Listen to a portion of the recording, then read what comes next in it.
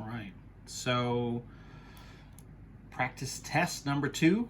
We're in the threes, so this is stuff from 8.3, our generic trig integrals.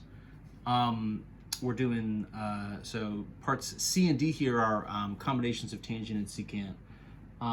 The kind of moves at first when we had combos of those two, the kind of best generic case was if we have secant with an even power.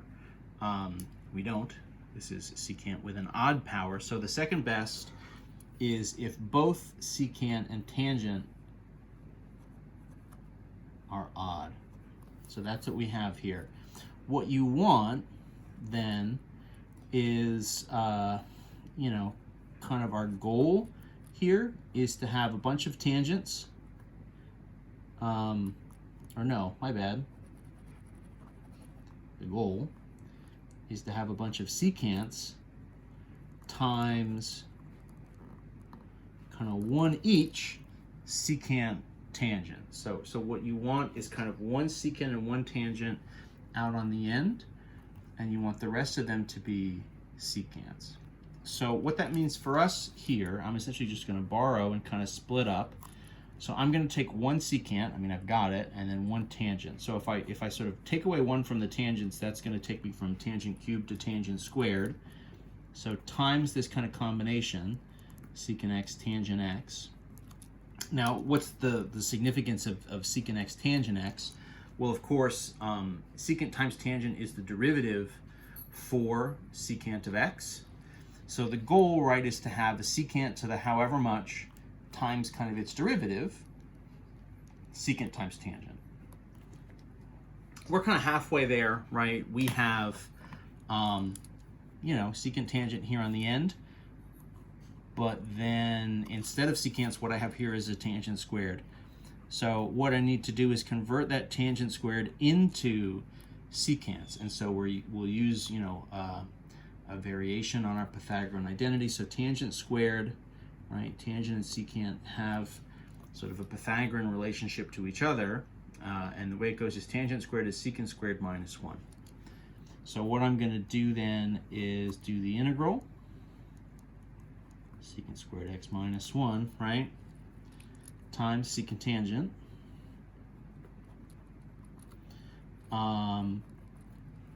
And then the move here, what we're going to do, so kind of similarly to what we did with sines and cosines, you want to sort of get this set up and then either use sine or cosine as your u. So what we're going to do here is use u equal secant of x, kind of quote unquote everything here is secants. It's a secant squared and a 1, but having a 1 is fine. So then my derivative du dx would be the secant x tangent x, right? That I expect, so dx would be du over that. And so then I can start to sub that in.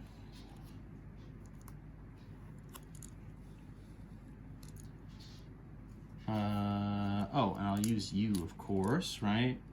So this would be kind of u squared minus 1, secant tangent. Such a weird derivative, right? Secant times tangent. It's like its own derivative, but then also just like times a whole other thing. Kind of different. Anyway, right, so the whole shtick here is once I get this set up in the right way, I'll be able to cancel my pieces out. So then this becomes just like a u squared minus 1 du, right? It becomes a pretty straightforward u substitution. So that's great because that means my antiderivative would just be then a simple kind of power rule, 1/3 u to the 3 minus just like single u plus big C. And then if I just sub my secant x back in, I'll get my kind of final form. So 1/3 secant cubed of x minus single secant of x plus big C. And that's what I'm after, right? So that works if you have, right, an odd power on both. So both secant and tangent raised to an odd power. So what about what I said first, which is what about if you have secant raised to an even power. I kind of made a somewhat dubious claim that that was like best. Even powers on secant are best. I don't know if they're best, but it is something where it doesn't really matter what the power is on your tangent. The move here, this is maybe closest to kind of what we were doing with the sine and cosine. So you're going to break it apart. So secant to the 4. So break it into, you know, 1 secant squared on the end, and then however many secants left over. Because it's even, right? If you take 2 out, then the leftovers you'll either have 2 or 4 or 6 or 8 or however many, right, left over. And then each of those you can convert, right? So in the same way that we used tangent squared would be secant squared minus 1. If I kind of add the 1 over, that means secant squared would be equal to tangent squared of x plus 1. So secant squared, right, or however many I have, I'm going to convert that into a tangent squared plus 1, right, times this secant, and then let's see what happens. So tangent cubed I didn't do anything with. Tangent cubed is kind of minding its own business for now. Secant to the 4 I split into square and square. One of them I'm calling tangent squared x plus 1. So now this is just a big kind of pile of tangents. And then the last secant squared, right, I'm going to use as my derivative. So what is secant squared x a derivative of? Secant squared is a derivative for tangent, right? So the idea is I'm taking all this stuff, right? Everything here is in sort of in terms of tangent. So that's going to be essentially my base function. That's going to be my u. So if u is tangent x, then my derivative du dx is secant squared. So of course dx would be du over secant squared, and that's going to be the substitution. So then in terms of u, this is u cubed times, so u squared plus 1 times secant squared, right, that I sort of pulled apart, and then my dx is du over secant squared.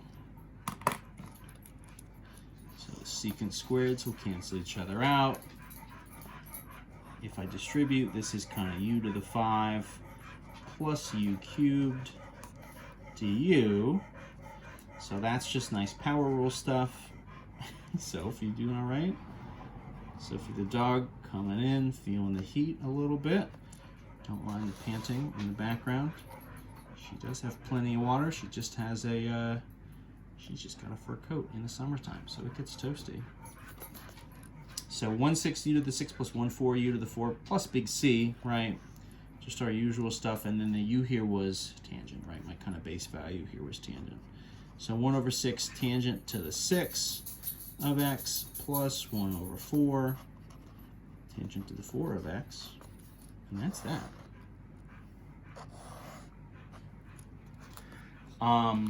So that's combinations of secant and tangent, right? That was number 3, C and D. You know, the one thing we didn't sort of do specifically an example of was, you know, what do you do if the power on your secant is odd and the tangent is even? The move there, you have to use those, what we call the reduction formulas. They're honestly just kind of not my favorite. So that formula is there. Take your even tangents, break them into tangent squareds, convert all of those into, right, secant squares minus 1. So get everything kind of written in terms of secant. You're going to end up with a string of like secant to the 7 plus, you know, secant to the 5, or, you know, kind of minus secant cubed. You'll end up with this sort of string of odd powers of a secant, and then each of those individually you can use the reduction formula to find your antiderivative. It's sort of both tedious and also like not super interesting. It's like kind of takes a minute, and also you're kind of just plugging in a formula. So I don't know, I'm being judgy, but like I'm just not, they're not really my favorite. So like probably like wink wink nudge nudge. I probably won't have you do one of those on the test. but you know, a good thing to be familiar with. Maybe it'll show up as a bonus. Who's to say? In any event, that's the end of number 3. We'll see you in the next video for number 4.